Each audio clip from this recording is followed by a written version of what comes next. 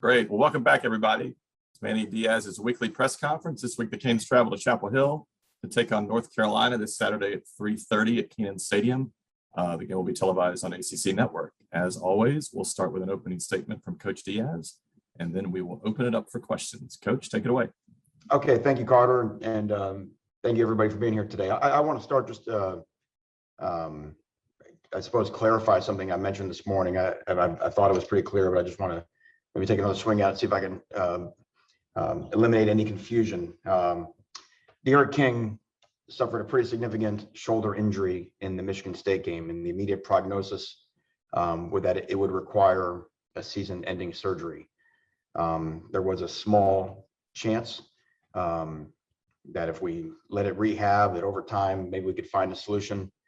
During that time, Dyke and his family sought out Times Square, TJ Holmes and multiple second opinions from doctors here, doctors back home. But it always sort of came back to the same thing, that eventually he would need the surgery. So he finally made the decision this weekend to have the surgery. We know how hard that is for Dyke, how hard he wanted to be back out there with his teammates. I think that's exemplified by the way that he played at Michigan State, which is, the memory that I'll always have, just how courageous he was, and what he's meant to our program in terms of his leadership. Of course, his play and his presence will still be felt, as a leader on this team in this locker room. He's meant a lot to what we're trying to build here. And I just, like I said, to me, there's no one that could have wanted to be on a field this season more than Dyke King. And I know how much it hurts him to not. So with that, just want to make sure we're clear on that. Just open up for questions. Got the new depth chart. I saw there weren't really any major changes other than a quarterback and at center. So Corey Gaynor, if you can update his status, and also with Dyke, thanks for clarifying that. But it's also unclear. I assume he can still get an extra year of eligibility? Is that the case? And if so, I assume you'd want him back. I don't know. Can you talk about that also?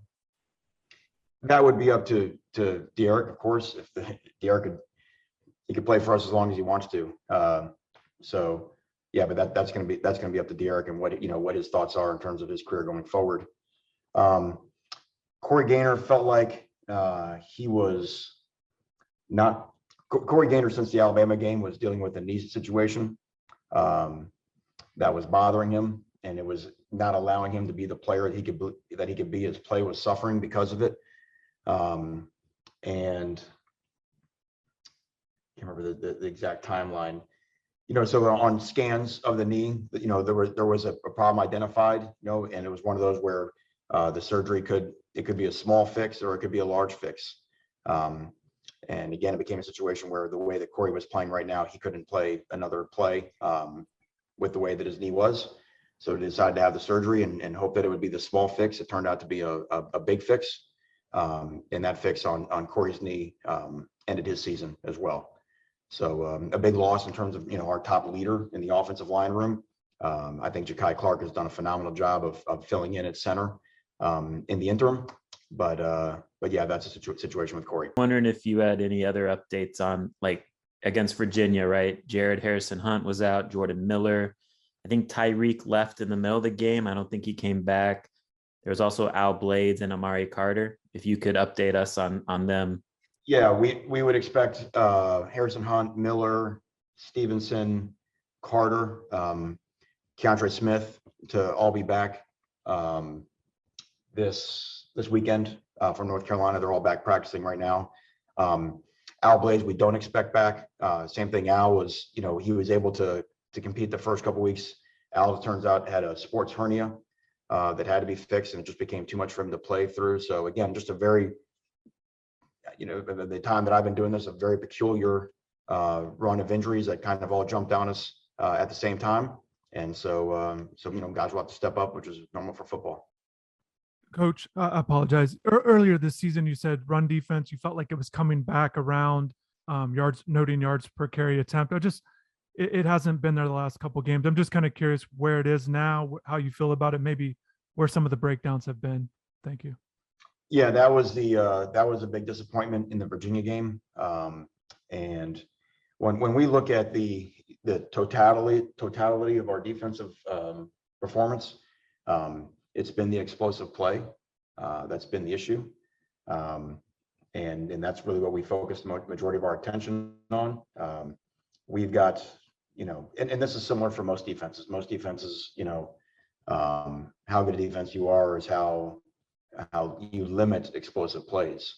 But we showed our guys, as it was kind of one of the themes of last week. We've got, I think, 316 plays of defense where people are averaging 2.6 total run, pass, whatever against us, and it's the 48 plays, which is going to be less than 9 a game, or between 9 and 10 a game, that are our problem. I think right now we've got about one out of every 5 running plays is ending up in a tackle for loss. And this is not a risk reward thing, like whether we're blitzing or not blitzing. There's no trend in terms of any type of call. It's a level of consistency that has been the battle cry defensively. Is just consistent performance. You go out there, and again, use the Virginia game as an example. You make them punt 4 times in a row, 5 out of the first 6 times that they have it, and you have a very poor drive before halftime. Now, the other side of that is that you may again use that Virginia game as an example. That drive, which would have been the 7th drive of the game on defense, I believe would have been about the 42nd snap of defense that we played that day. And that's where we talk about both sides need to play better complementary ball, offense to defense. Defense has to make stops when our offense scores, which we did not do well versus Virginia. But the offense has to possess the ball, and they've got to stay on the field. If you're going to be a high-tempo offense, which we pride ourselves on being, and we saw how dangerous that could be, especially a year ago, you got to make first downs. And because, again, defensively, we're playing too many snaps, especially early in the game. And those are things that help, that those factor in. So when you have a mental error or loss of a leverage or things like that, those are things that happen. But I mean, that's why offenses want to stay on the field, and they want to get the snap count up. So nothing operates in a vacuum in the sport of football. And that's been a big focus of us here in the bye week. Thank you. Manny, I have 2 questions. The first one, did Dyke try to play a different position? Was that under consideration at all? You mean now, like since the injury? Yes.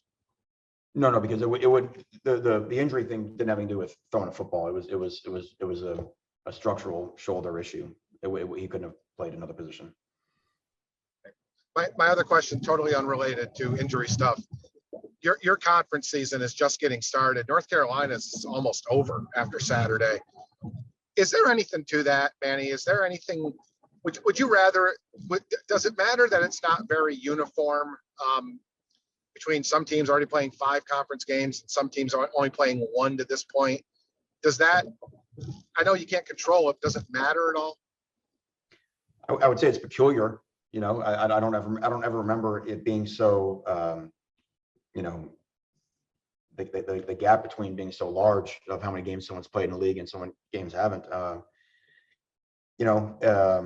But I think what happens in most situations, look, it's October, and what you probably have is you have 2 teams that are looking to find their way and looking to finish the second half of the season, regardless of conference schedule, better than the first half.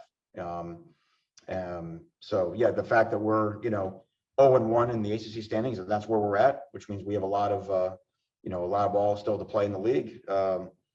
It gives us something obviously that we've got to play for, but I don't think it is going to change the mentality of either team out there on Saturday. Hey, Coach. I'm just curious about sort of the emotional and the human side of the injury to Dyke. What was that like for you emotionally when you guys came to that decision? And then what were Dyke's as he had to deal with this tough situation? I mean, Dyke he's one of the mentally toughest people I've ever been around. And I think, as you mentioned, the decision, I mean, that, it's almost been 4 weeks now of going through this. So I think there's been, I don't want to say an inevitability. There were a couple, maybe optimistic days where maybe there was a chance, that turned out, to not be the case. So I think it's been a series of time to process it. But but yeah, emotionally, when you see a guy like that who lays it on the line and is such a great teammate and such a hard worker, I mean, you want guys like that to have success, right? I mean, that's ultimately, I mean, that's what the Hollywood movies are built on. And what he went through in the bowl game, the way that the guy rehabbed, the way the guy worked in the offseason inspired, everybody. You know, Derek deserves better. He really does. But the good part of the story is that his story is not being written. It's not done being written, and even if that carries beyond football as a player, whether it's in the coaching career, because he got a brilliant mind for football. I know that Derek King's DNA is going to make him very, very successful going forward.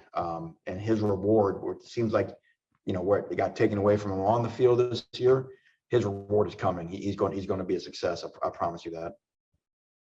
What about the team? What about his teammates finding out? You've talked about how he's a once every 10-year kind of guy, such an incredible leader. When a leader like that goes down, what is that like inside your locker room? Yeah, well, I think that's something that everybody had to process, coming out of Michigan State, and that made that week very difficult, obviously, for us. And then you find out on Monday that you're going to be without Jake for a period of time. I mean, that was a lot to go through. And then some of these other injury things that I've been mentioning, they were all sort of popping around at the same time. It was I've been doing this for a while now, and it was one of the more extraordinary things I've ever seen in terms of the volume and the timing of how they all hit us at the same time. Whatever it is, we went through it. I mean, you can't understate what Derek is as a leader. You know what I mean? And again, I thought everybody's really excited to watch Tyler Van Dyke play, and the way that he persevered through the first half of Virginia and the way he played, coming down the stretch, got everybody fired up, and everybody in this program respects Tyler because of the worker he is and the way he goes about his business every day. And everybody's ready to fight for Tyler, but yeah, I mean, you can't not feel for Derek. I mean, that's just human nature. I have two questions also. The first one is, and I think you kind of answered this. I wasn't sure when Derek's surgery would be, and he helped so much when he was out there with the younger quarterbacks. Even at the games, he seemed to help a lot. Could he still have any type of role this season? And my follow-up is what's the status of Mike Rumph as far as his status with the team? Obviously you saw that news, so. Yeah, right now I can't say a whole lot about Mike Rumph other than, like I said, we're trying to gather all the information we can in his case. In terms of Derek, I completely expect Derek to be on the sideline helping the guys out. He has a massive presence amongst our quarterbacks. He can see so much during the course of the game, and sometimes that player-to-player communication, can even unlock some doors that coach-to-player communication doesn't. So I would expect Derek to be there Saturday in Chapel Hill. Hey, Manny, I have two totally unrelated questions. The first one you mentioned earlier, it would be up to Derek to decide if he wanted to come back. Is that something that he's told you he's thinking about at this point?